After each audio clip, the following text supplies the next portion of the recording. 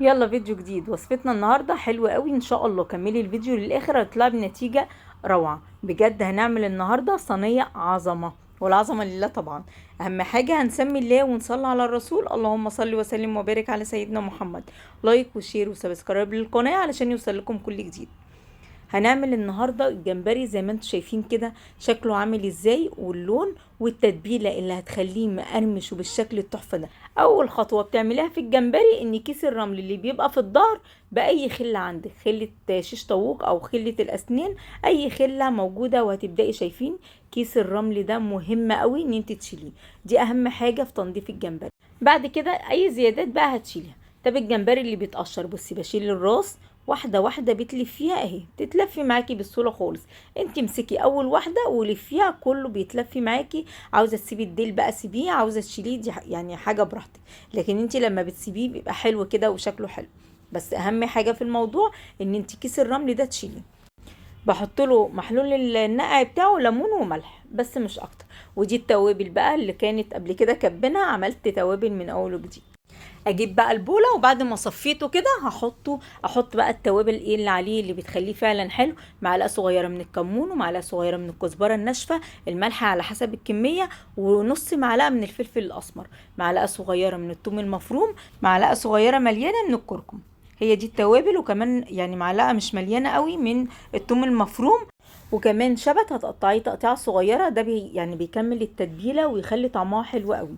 وكمان في نص ليمونه، ما تكتريش ليمون لان الليمون يعني بيفك اي كفر، حتى في البانيه لو انت حطيتي ليمون كتير بيفك لك الكفر. خلاص هقلبه بقى كويس. هي دي التتبيله، مش هحط حاجه تاني. هسيبه لمده ربع ساعه، ما تكتريش اكتر من كده، الربع ساعه يعني كفايه قوي.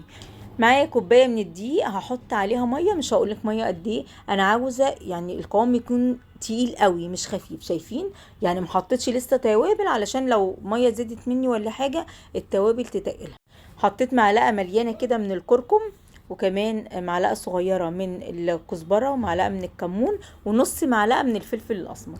هي نفس التوابل اللي حطيتها في التتبيله. وبعد كده بيضه واحده بس اللي هتحطيها، مهم قوي انك تحطي البيض.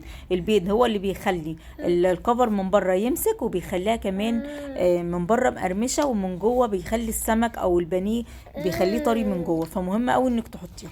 شايفين بقى شكل التتبيله؟ شكلها فعلا تحفه، وريحتها يا نهار ابيض ريحتها خطيره.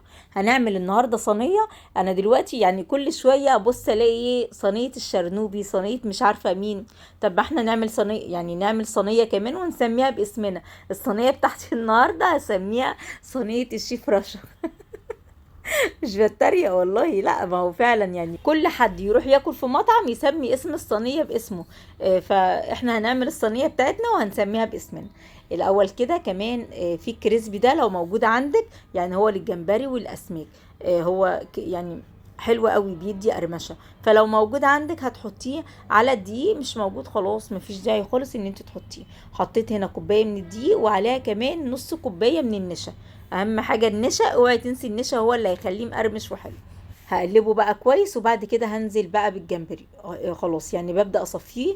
شايفين؟ بشيله كده يعني مش بصفيه، يعني حاجة بسيطة كده. ايوه زي ما بعمل كده بالظبط، متهيالي كده واضح يعني انا قصدي ايه. خلاص هحطه على الدقيق. هتحطيه على الدقيق وهتبدأي بصوابعك، شايفة كده بصوابعي اهي، هتقلبيه كده. وممكن كمان لو عندك علبة بغطا هتحطيه وهتقلبيه بيها عادي خالص. المهم ان انا بصوابعي ما بضغطش عليه خالص. قلبته كده كويس اهو زي ما انتم شايفين. يلا بينا بقى على البوتاجاز. معايا اياد جه، اهلا وسهلا. هتبدأ حطيت كده زيت على في الطاسة. ما تخليش الزيت يسخن قوي، يعني انا عاوزاه بس يسخن كده، بس ما تخلوش يدخل في درجة الغليان علشان الكفر ما يتحرقش من بره، وهتلاقي من جوه الجمبري مش مستوي.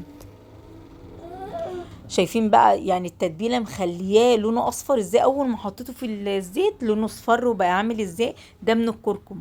يعني مهم قوي ان انت تحطيه. هتقلبيه بقى ما بياخدش حاجه. يعني انت اول ما يصفر هتشيليه على طول. ما بيشربش زيت من التتبيله. يعني التتبيله دي انا بطلع بحط على طول في طبق التقديم. ما بيشربش زيت خالص، ومقرمش فعلا وحاجه كده تحفه. هوريكم كمان الكفر، بصي سخنه مولعه، الكفر ماسك فيها ازاي؟ شايفين؟ لا دلوقتي اسمعكم بقى صوت القرمشه اللي بجد.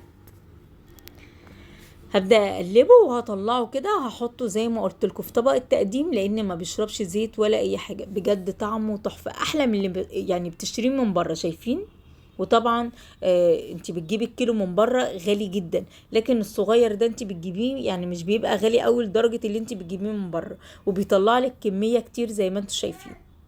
هنا بقى سأسقط قليلا، هسيبكم كده تسمعوا القرمشه كويس.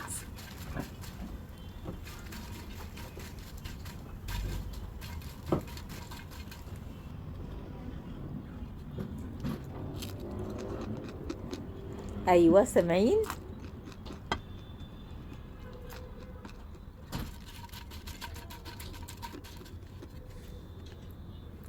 ايه رأيكم بقى في الجمال دوت؟ بذمتكم يعني الصينية بتاعتي ما تسميش الشيف رشا؟